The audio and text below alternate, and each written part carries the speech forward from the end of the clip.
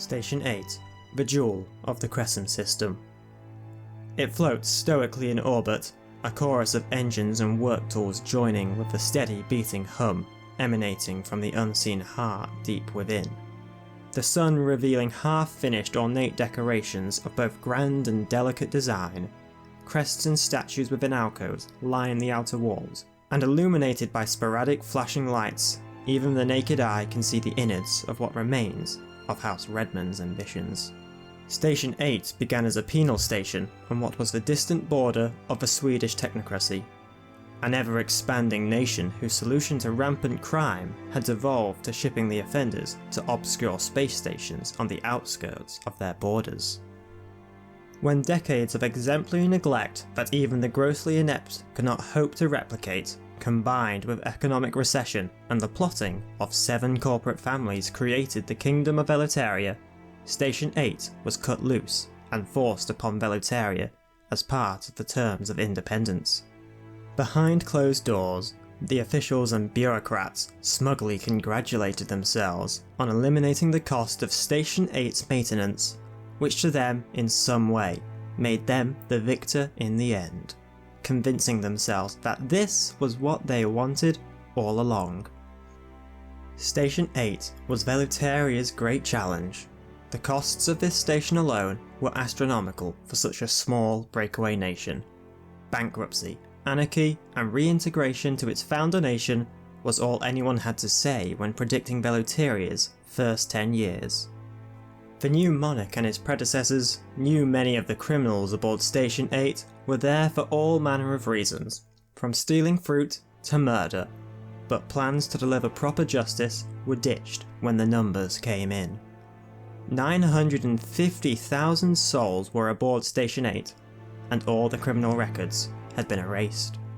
The final cherry atop the cake the technocracy served. Telling murderers from simple fraudsters and thieves was impossible. The monarchy of Valkyria needed a solution. Justice could not be given to the prisoners, but it could be given to the people of Valkyria. And so the prisoners of Station 8 found themselves made into indentured servants. They would work in the mines, fields and factories, and profits from the free labour would be put back into long-term investments such as proper agricultural tools, better mining equipment, and new modern factories. The prisoners were provided with food and housing, and a small portion of any profit they created was used to pay or bribe Swedish bureaucrats to give Valkyria their erased criminal records. This way, the prisoners could be sorted from the violent and non-violent. For the people of Valkyria, and even the occasional prisoner, this arrangement seemed fair. Why should the people of Valkyria and its monarchy pay for the upkeep of criminals who largely come from another nation, who to them were benign tyrants? Much better they work for the good of the Valkyrian economy rather than drain it. Support within Valkyria for the scheme was high, and it proved successful. A similar scheme was created for the homeless and poor, whose numbers had only grown for centuries. Any person could sign on to the indentured servitude for the promise of just bread and water and a place to sleep. Better than begging on the streets, they said. There was never a shortage of work for them. When all the places in the mines and the fields were full, there was always places aboard Station 8, which the monarchy had now decided to transform from prison to palace. But the monarchy knew they couldn't survive on a scheme of what some would call slavery. The council was already making itself clear on what it thought of the scheme, and critics within Valkyria soon began to wonder where the line would be drawn, or even if the new monarchy was truly a force for good in Valkyria, starkly aware of the irony that to win their freedom, they replaced a democracy with a monarchy, a power structure historically used by many despots. So House Redmond made a promise to both their people and to the council. They would create a constitution and parliament with enough power to check the monarchy in order to adhere to the council's democratic laws and slowly end slavery. Meaning for the council that the massive cost that they would incur bringing Valkyria to heel would not be needed, and Valkyria itself would do the work of bringing in democracy for them. It was either that, or a costly war for a mere 30 systems. With the passing of the first king of Valkyria, Nicholas Redmond, and the ascension of his daughter, Ebba Redmond, the first introduction of a parliament was made, as promised, and as decades passed, the work to rebuild Station 8 began to become a professional work project rather than a simple mass slavery scheme as promised. But work slowed more and more as new monarchs made plans and designs even more complex, whilst free workers were phased out for paid ones as the demands of the people, parliament and council were met. By the year 4146 AD, work was standstill. Scarlet red carpets and fluorescent white curtains became heavy with dust and dirt. Halls once travelled by 1,000 workers were now only travelled by hundreds. Unfinished rooms the size of small towns were sealed up and the lights switched off. The Kingdom of Valkyria had run out of free labour. Station 8, once an oversized, run-down mega-prison stocked with the castaways of the Swedish technocracy, was now an unfinished, super-sized, ornate space palace. There of course were always hopes to restore the palace, which was still named Station 8 so that its naming be a privilege preserved for whoever finished the great ambition of House Redmond. These hopes danced a tightrope between reality and fantasy. Looking down on the left side of the rope, you could see the glistening glass and vintage white walls as 10,000 artisans created this palace city before your eyes. On the other side, you could see exponential cost, managerial collapse, and the ruin of a nation. The monarchy often saw a palace city. Their parliament saw debt. So even centuries after the project began, up to the years before the rise of the new federation, the great station was locked in limbo. Anytime the current monarch garnered enough support from the people and parliament to continue the work, they would quickly find all the money spent on repairing what had been broken or run down from last time, and in a few years all the goodwill and money was gone. The Redmond monarchy was respected, and often, depending on who you asked, loved. But even the most ardent supporters' faith would falter when the economy started to tank at the expense of what was to them a fancy space station. The tale of Station 8 became somewhat of a running joke amongst the people, a joke that some monarchs would choose to embrace and join in with, making light-hearted fun of the expensive family tradition, but a joke some wore as a chip on their shoulder. Prince Isaac fell in with the former monarchs alongside his mother, his father falling in with the latter. King Albinus would talk proudly, almost reminiscently, of the great designs he had for Station 8, how the name he had picked out for it would be famous throughout the expanse. A great station built in space, large enough to house 500,000 of Valkyria's finest. Similar things had been done by many larger nations, but not like his family would do it. It wasn't just a habitat station in space. It was a habitat palace in space, and he would do anything to complete that work and be the king who finished Station 8. Despite King Albinus' best efforts though, work on Station 8 never took off for reasons somewhere between troubles in the family and troubles in the galaxy. In the end, the station was abandoned shortly before the Great Civil War began. It seems that since the hibernation and our deactivation began, which Charlie insists has lasted around 900,000 years, alien life forms have emerged and occupied the station for their own purposes. Why would humans spend so much time and effort, not to mention the money they value so much, on exorbitantly expensive luxury structures, rather than on renovation and improvement of the nation and its people? If you knew anything about Valkyria and its people, you wouldn't have to ask. You wouldn't appreciate the type of society they built. Royalty and nobility was what it was because it served a vital purpose that no democratic parliament could.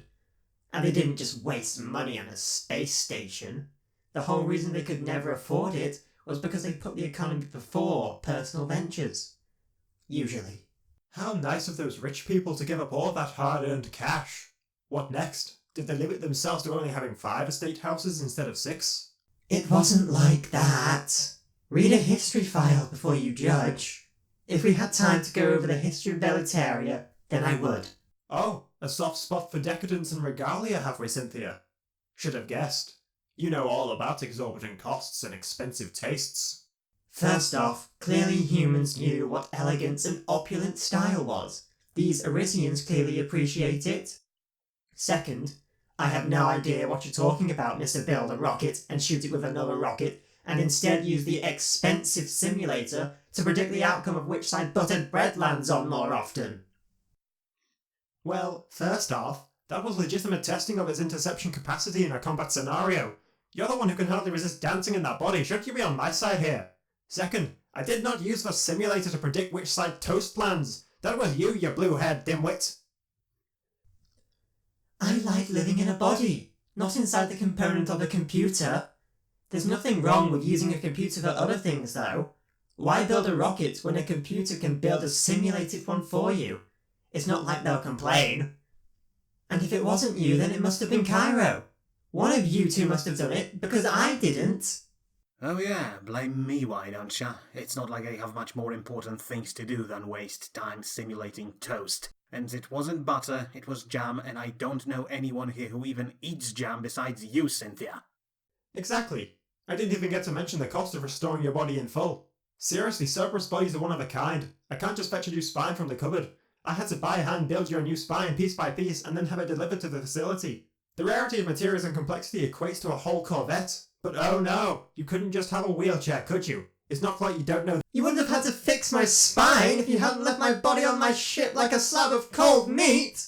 Do you know how much it hurt being flung 30 meters across my ship into a door at the speed of a damn train? Fuck wheelchairs and fuck robots. Do you know what those binary bred tin cans did when my back smashed into a million pieces? They asked for authorizations to engage the emergency jump. No intuition, no brains, not a shred of common sense or human decency. Just left me dying on the floor because they knew my precious little mind would make it back to the facility just fine. And if someone here reminds me of the fact that a wheelchair would have been better one more time, then you can go launch yourselves out the airlock. Good luck stopping Cortez threatening to turn those Arisians into fertilizer or whatever dumb shit he spouts from his mouth. I confess my response was not appropriate in this situation, and I intend to express the emotion of regret when apologising to convince them of my sincerity. Oh, great! Did you hear that, everyone? He's going to express an emotion. You could convince a fish to swim. If anyone needs me for anything other than their own entertainment, I'll be in the back. I was unaware Cerberus models were so liable to such extreme emotional outbursts. It occurs to me that her imitation of human behaviour has extended to the more extreme ends of the behavioural spectrum. I am correct in my assessment that you have pissed her off. I refer you to the human idiom, no shit Sherlock, in reference to that question. Perhaps we should delay this meeting a few minutes. Give time for Cynthia to regain the composure these aliens value so highly. Since this scenario is entirely your fault... Wait, no, hang on. You shall remedy it. My searches on human anger show these problems can be resolved through dialogue. So you should engage in dialogue. The whole reason you three are here is because I am aware of my inability to convince fish to swim. So all three of you are needed in composed condition. No, she's mad at me specifically.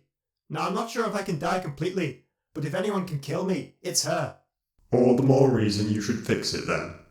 After all, Cairo doesn't want to die either, and it's not his fault. I'm going to haunt all of you in your electric dreams. What's wrong, Cynthia? For the record, I think the blue hair is lovely. Please don't kill me. Screw off, Rocket Man.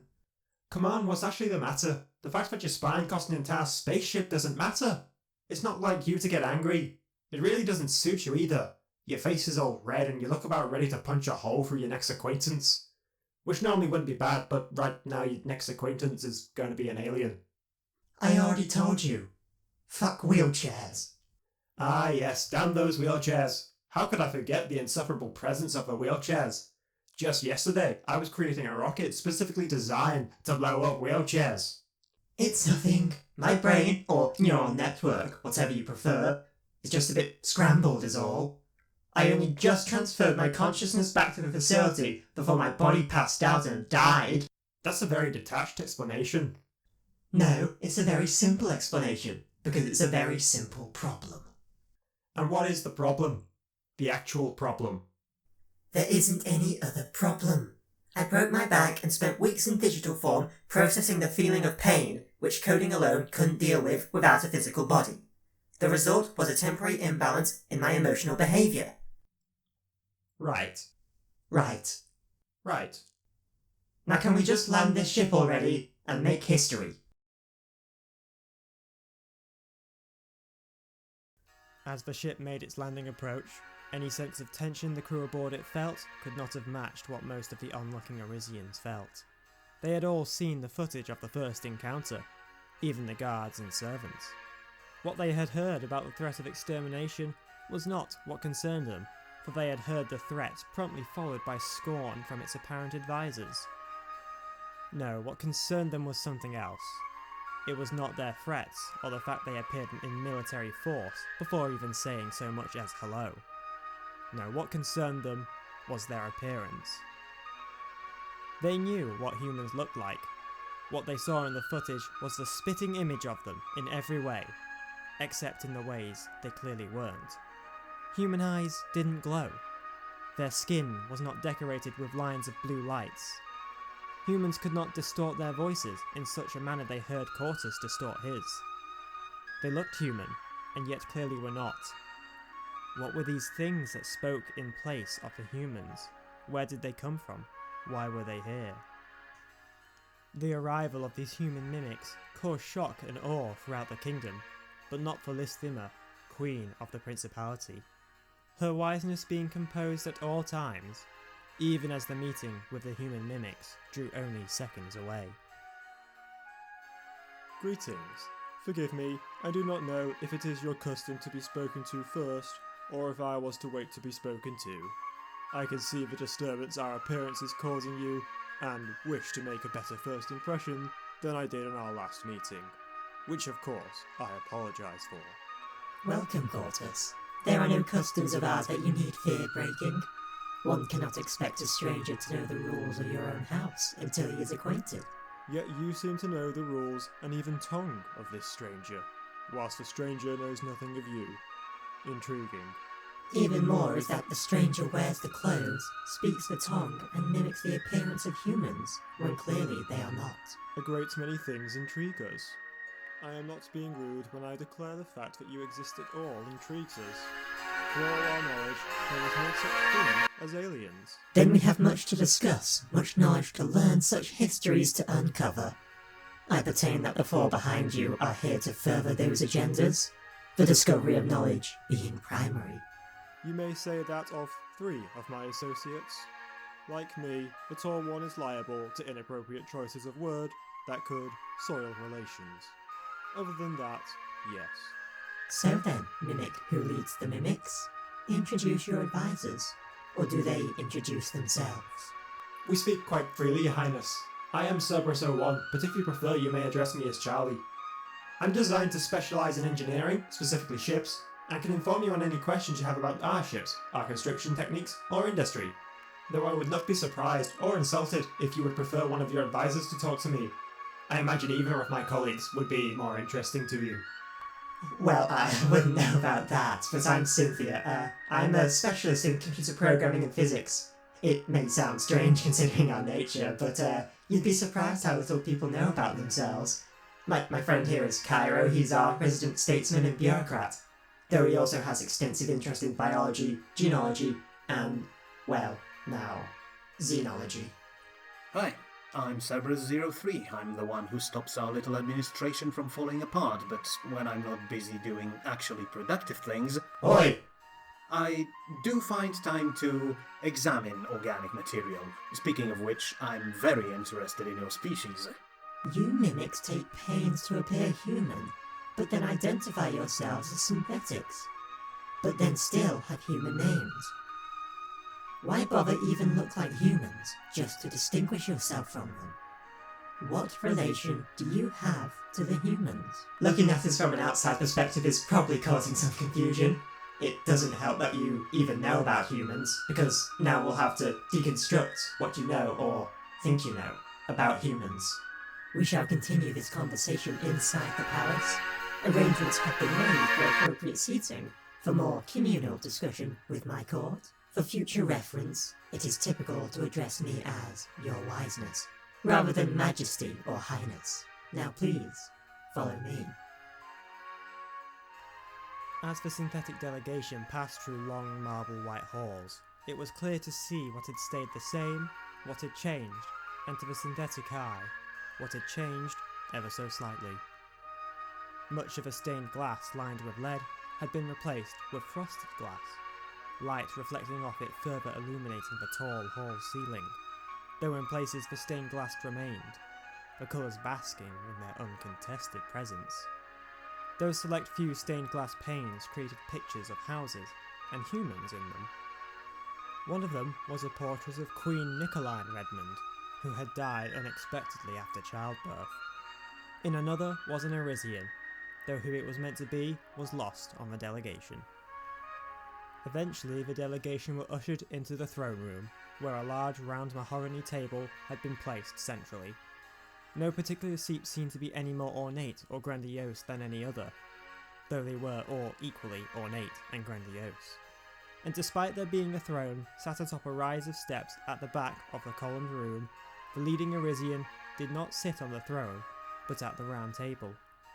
Around the table, other Arisians sat. Like the Queen, they wore regalia and finery, though to a lesser extent.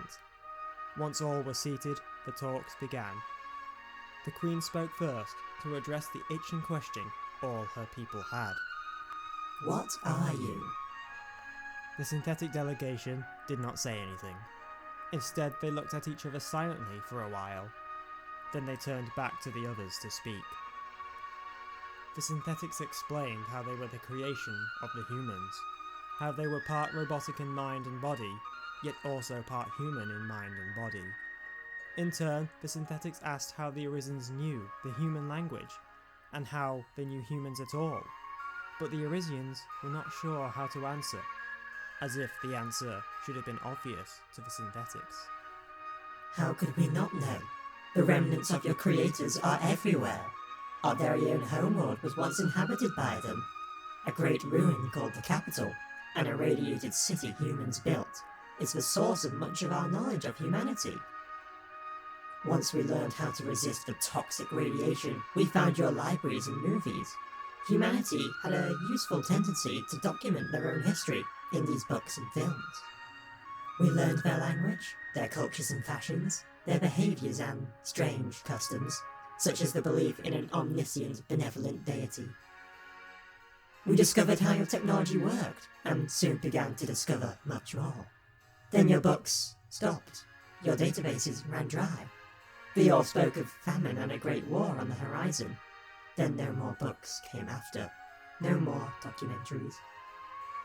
When we unlocked the secrets of your weaponry, only to find they were the least destructive your humans use, we concluded that humanity had erased itself from the tapestry of time. After all, they never came back, did they?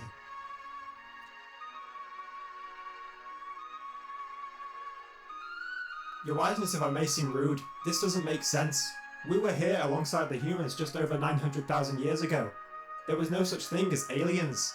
And the planet you say you originate from was definitely not home to alien life. You're probably aware of the human theory of evolution, or at least have made up your own similar theory. Anyway, the development of intelligent and fully sentient life takes billions of years to even remotely create something akin to the intelligence you show. 900,000 years is a long time, but not long enough for an entire civilization to crop up out of thin air. I know of this theory, and all our scientists have found it to be a largely accurate one, with the exception of us. We know it should be impossible, yet here we are. We were most looking forward to our origin being explained by you, in fact, though clearly you are just as clueless as us. We can investigate, if you allow us, of course, but we have another question. A signal, a very long-range signal, was detected by our listening posts all the way back at Valkyria. It was in the search of this signal that we found you, and it seems to be coming from your space. Do you know what this signal is? All along, all we needed to do was flip that switch and you would have come running. In the Great Room, the human city we call the capital, there are many rooms which we examine, but some are far too irradiated or dangerous without the most sophisticated equipment. These places are the only sources of untapped knowledge left. When a new king or queen is coronated, we undertake an expedition to these most dangerous rooms. My parents and their parents all found great interest in the room we call the Living Tomb. The Living Tomb is an underground bunker where the lights still glow and the machines still dispense your wretched caffeinated drinks. Deep in that bunker was a switch that had never been used. Naturally, we were curious. Logically, we didn't just touch it. Who knows what it could have done after all? During an expedition, though, we discovered the switch was just for an emergency broadcast. The humans never got the chance to use it. So, we used it. We flipped the switch to see if anything would answer the broadcast, but it came out garbled and distorted. We left it on since then. I suppose we were curious to see if anything would happen. And now, here we are. The talks went on for hours. The synthetics agreed to look into the origins of the Arisians by first examining their genomes. After that, the discussions moved on to ever-widening ranges of subjects. The synthetics and Arisians personally talked between each other rather than to the whole group to speed up the learning process. Eventually, the talks had to stop, as the Arisians were surprised to learn that the synthetics needed to sleep like their human creators did. Only for a few hours, not 6 or 8 like the humans. The reason they slept was to speed up their self-recharging processes. Whilst awake, they consumed more energy than they created, and eating was a method of creating short-term bursts of energy. Talks began the next day. This time, without the slightly wary and cold reception, things took off much sooner. The synthetics were asked about how they run themselves. They answered that Cortus and Loomis were directors and opposite sides of the same coin. All power was seated in them, but more direct power was placed in Cortus, while Loomis had restraining powers on Cortus. In turn, the synthetics wanted to know how the Arisians governed themselves. Correctly, they had deduced the Arisians were a monarchy. Besides that though, they could not be further from the truth. For while the Arisians were ruled by a monarch, they also had a parliament, and were also philosophic socialists. How is that even Possible? The Principality of Arisia was founded on the belief that wisdom, though not specifically intellect, erased ignorance, and that without ignorance, a society was free. Arisians may differ in opinion drastically, or hold what may be considered intolerant values, but all can live in the knowledge that while others disagree, they at least disagree for reasons other than general ignorance. This formed the basis for productive arguments, as everyone can be brought round by facts and school of thought if they can be convinced of its greater value. This in turn led to the creation of the monarchy. The monarchy is a family of the wisest Arisians. The king or queen is the central authority, who is always furthering their own knowledge. They take action based on their own ideas, but temper them with the opinions of the court and parliament. The parliament is somewhat a misinterpretation of what Arisians thought humanity's idea of leadership was. For a long time, the Arisians thought humanity elected their leaders based on who they thought was wiser, as humans often spoke of their qualifications and experience in bids to become leaders. Only later did they discover that humans elected official based on which side of their own beliefs they supported, and all other things came second. The Arisians did not rename the parliament. Rather, they saw themselves as the ones who, in the absence of humans, reshaped the meaning of democracy and parliament. To the Arisians, Parliament is a body of the greatest philosophical minds. To qualify to sit in this Parliament, they must submit a thesis, either supporting another line of thought or one of their own. The complexity and length of these works cannot be understated. Not just anyone who writes a thesis can be elected to rule a country after all. Then, these theses are made available to the public for reading, but the name of the one who wrote it is removed and simply given a number. Arisians must at least read 2 theses to be eligible to vote, and they vote for which thesis they support most. The most supported thesis gains the writer the position of head philosopher, and then there are the second echelons who scored highly but not the highest, then the third, then the fourth. This Parliament holds great sway in the court and can petition the ruler to carry out their ideas. The ruler can amend anything with their own wisdom and enact it. These plans are then carried out by officials in the positions qualified to do it best. In example, economic reforms are ordered by the monarch, either by parliamentary position or their own will. Then the reform is carried out by banking unions or trade unions, or whoever is more involved in the field of economics affected. This concept seemed alien and highly nonsensical to synthetics as it would have done to humans. But the Arisians acknowledged that this method of government would certainly never work for humans. As unlike humans, the Arisians seem to have a natural inclination to trust each other and in the system.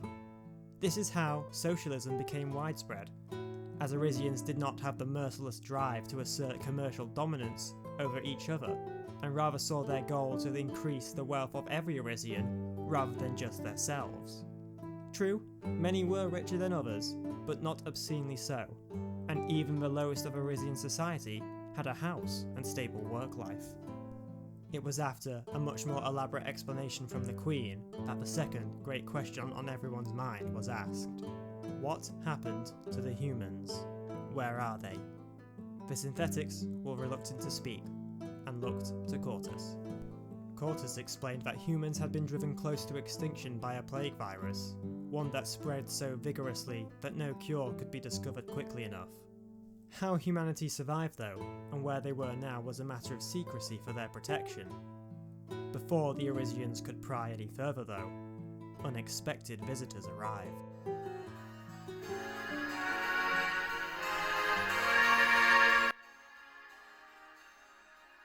Your Wiseness, I'm sorry, but we couldn't stop them.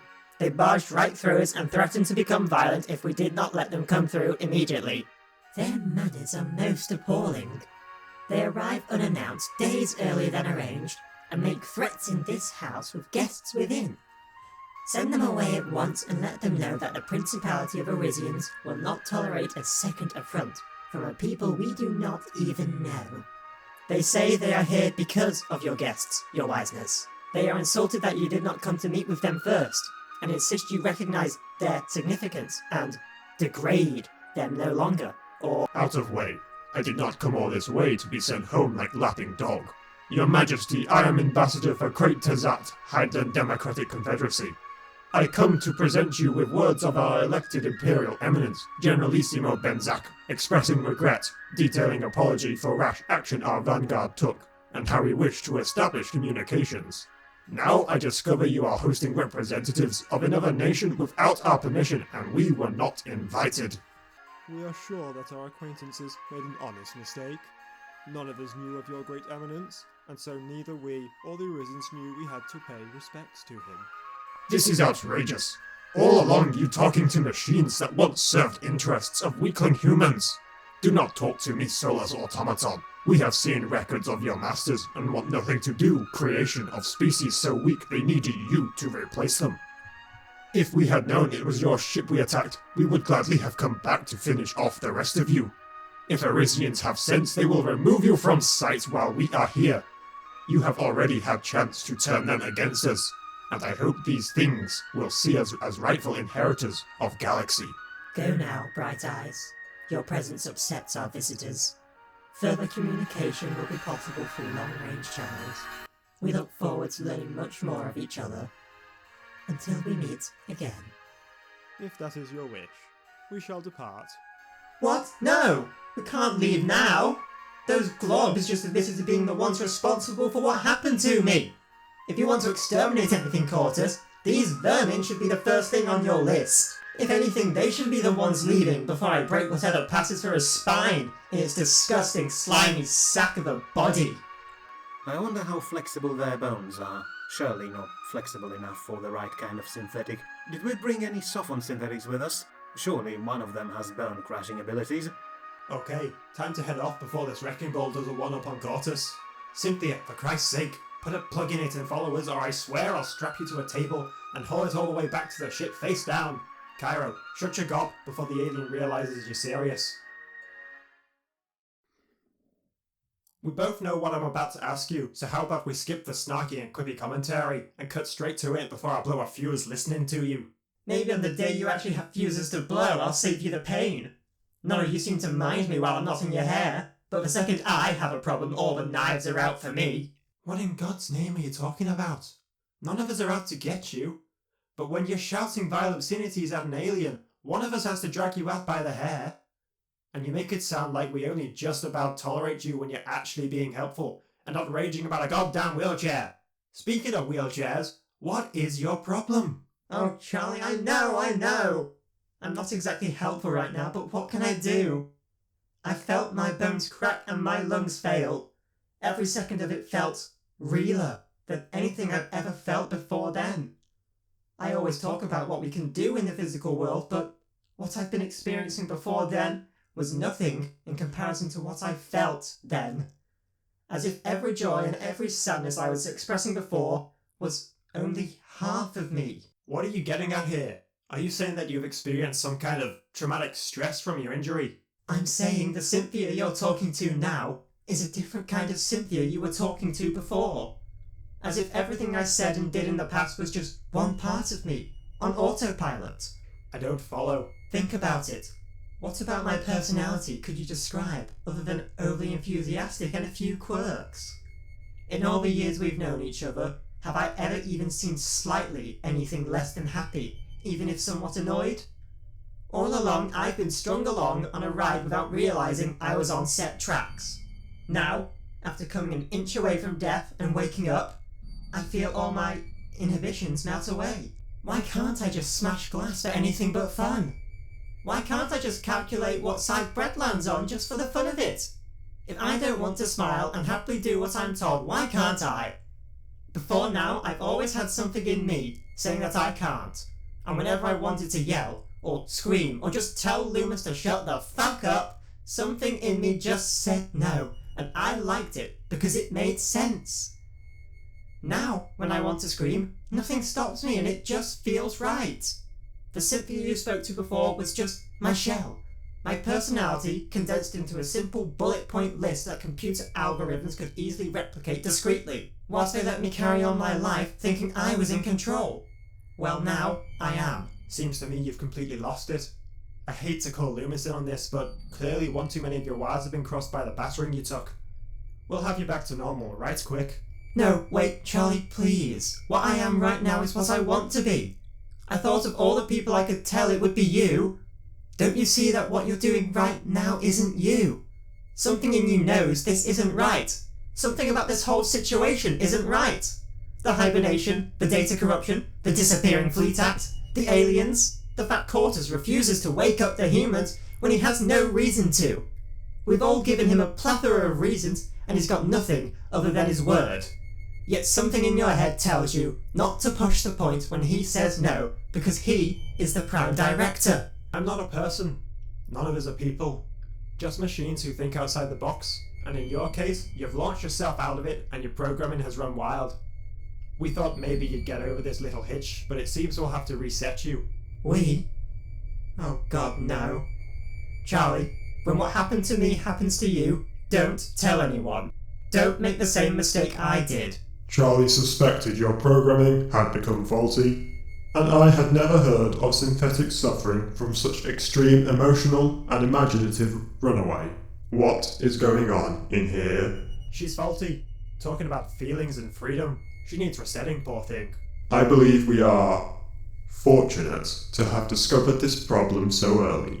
and that it did not interfere with the summit, though clearly we left her too long with them. She could have said anything.